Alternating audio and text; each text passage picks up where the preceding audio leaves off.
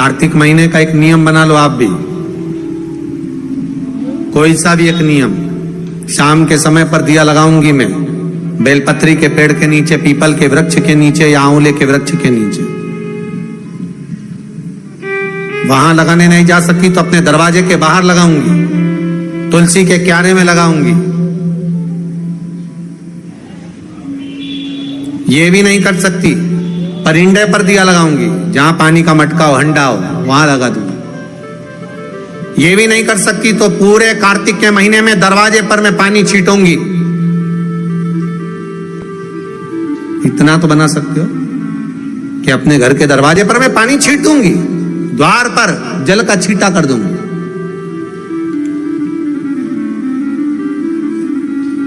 ये भी नियम ना बने तो मैं प्रतिदिन ठाकुर जी को एक तुलसी का दल समर्पित कर दूं। तुलसी का दल किसी भी महीने के अंतर्गत प्रसंग में आपने नहीं सुना होगा कि भगवान विष्णु और भगवान शंकर का मिलन हुआ, पर कार्तिक महीने की बैकुंठ चतुर्दशी का दिन एक ऐसा होता है जिस दिन शंकर और शंकर भगवान और भगवान विष्णु का मिलन होता है। एक बात आपको पहले भी कही, सारी दुनिया की दिवाली देखना और उज्जैन महाकाल के उस पावन नगरी में हरिहर मिलन देखना। केवल एक कार्तिक का महीना, एक महीना ऐसा है जिस महीने में भगवान भूत अधिपति भूतेश्वर भगवान शंकर और भगवान नारायण दोनों का मिलन हुआ है कार्तिक के महीने में। कार्तिक के महीने में इसलिए भगवान सारे महीनों में सबसे ज्यादा प्रियता महीना कौन सा है? बोलिए जरा। कार्तिक का महीना भगवान नारायण को अति प्रिय है, अति प्रिय। कई लोगों की आदत रहती है, जो दिया भगवान के सामने जलाया गया है उसी दिए को ले जाकर लोग तुलसी में रख देते हैं, भगवान को घुमाकर। गलत है।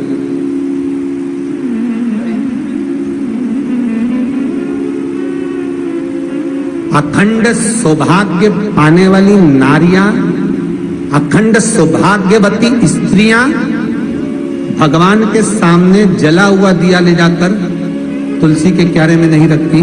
तुलसी के क्यारे के पास शालिग्राम जी का नाम लेकर, ठाकुर जी का नाम लेकर अपनी कामना कर कर दीप प्रज्वलन करें और उस दिए को तुलसी के क्यारे में रखें तो नारी का अखंड सौभाग्य होता है।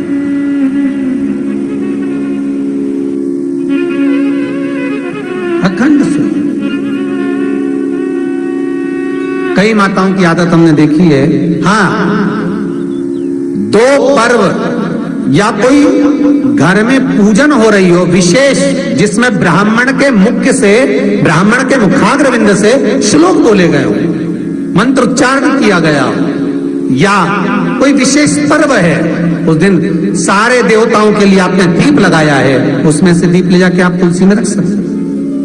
ब्राह्मणों ने पूजन कराया, उस दिन आप दीप ले जाकर, पर रोज प्रतिदिन मंदिर का दिया उठाकर आप वही दिया भगवान को लगा दिया, वही दिया तुलसी जी में रख दिया, वो श्रेष्ठता नहीं।